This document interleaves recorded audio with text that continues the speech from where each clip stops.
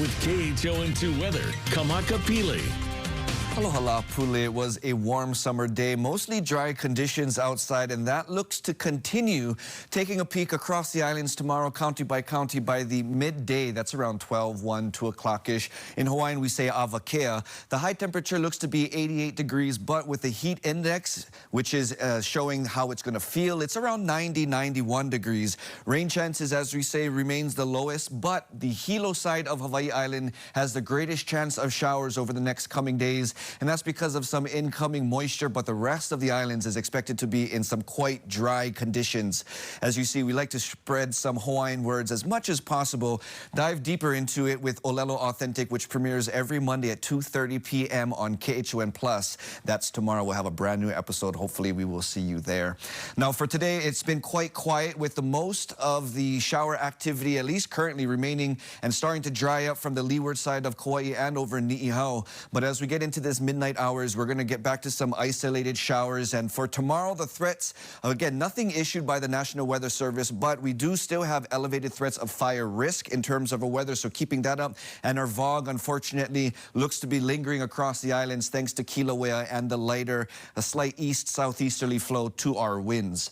In terms of our Nalu, our surf, flat to 2 up towards the north and the west, 1 to 3 for the south and the east. Not much changes since yesterday.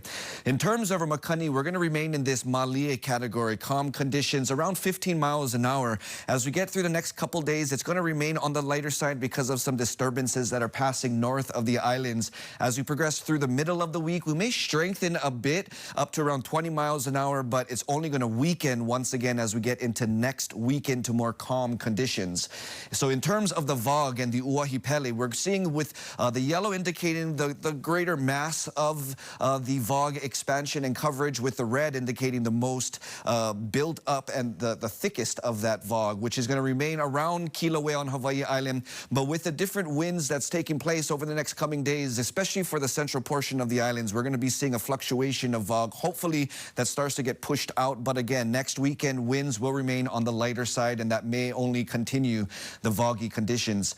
In terms of showers, not much. We're going to be remaining quite quiet. Again, the greatest chance of showers will remain for Hawaii Island, but that's really just scattered showers, isolated elsewhere. We are still in hurricane season, so a quick update in Eastern Pacific. We now have Tropical Depression 10E, which when it does turn into a storm will take on the name Juliet, but it's going to be moving more in the northerly direction in the Eastern Pacific, so not posing a threat to the islands.